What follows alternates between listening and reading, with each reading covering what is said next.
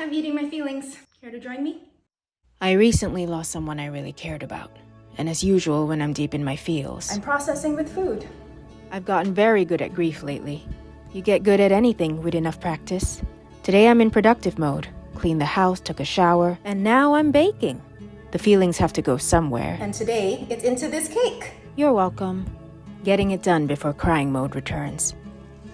I am learning, as I get better trained, to give myself grace as I surf the waves, and to be grateful, because what is grief if not proof that you loved?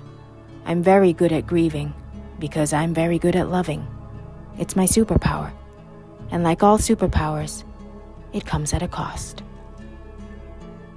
Okay, let's eat this grief cake. Take your broken heart, make it into art. Carrie Fisher said that. Is this art? I don't know, but now I have cake. You want some?